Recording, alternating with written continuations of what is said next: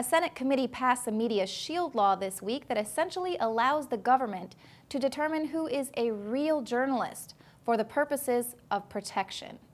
Based on the bill, a real journalist is someone who works or worked for an entity or service that shares news or information by means of a newspaper, wire service, a news agency, or via a magazine or through television or radio broadcast. These people would have to have the primary intent to investigate events and procure material in order to share that information with the public. Opinion journalists might not be covered. Senator Feinstein worried the shield law would provide special privileges to those who are not reporters at all, saying those who don't receive a salary couldn't be considered real reporters. Now the shield law is very careful to distinguish real journalists from those who shouldn't be protected.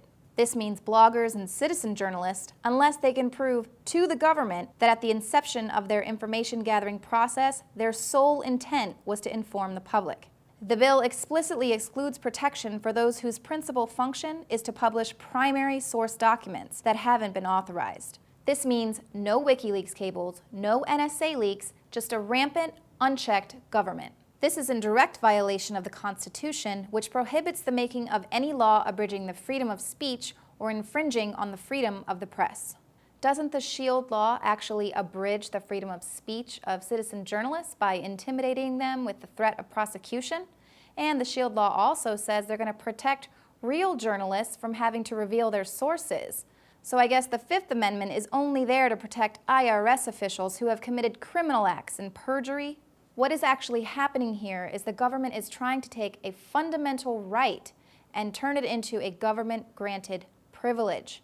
A privilege that can be revoked by them for any reason that they deem necessary in the future. They created the shield law to protect journalists, but only the journalists that they decide are worthy of protection. The shield law actually bypasses the First and Fifth Amendment by giving a virtual driver's license to those the government deems worthy of free speech. Basically, this shield law only protects the corporate media and not citizen journalists who aren't willing to regurgitate the same government-vetted stories. It's not protection at all, but prior constraint. And even if you are a real journalist, like Michael Hastings, if you get a little too controversial, you'll be investigated by the FBI. So why is the Obama administration so vigorously attacking the alternative press? It's because the mainstream media is dead. The authentic media is winning the war for the minds of the people.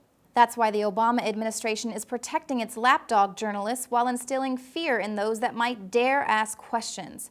Obama's hired even more journalists to be a part of his team. Up to 19 journalists from influential outlets like ABC, CNN, The Washington Times, and LA Times are going to work for the very administration they should be holding accountable.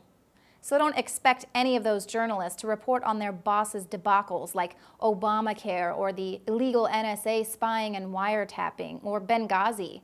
Maybe Obama needed more journalists on his Transforming America team for the big rollout of government-funded news after the recent repeal of the domestic propaganda ban. Those journalists can now use their talent to influence public opinion, shaping a favorable narrative for war or for giving up your rights in favor of safety. And that is what this attack on the press all boils down to. They're trying to convince us that our fundamental right to freedom of speech and freedom of the press should be a government-granted privilege that they'll reserve only for their loyal lapdogs. Reporting for the InfoWars Nightly News, I'm Leanne McAdoo.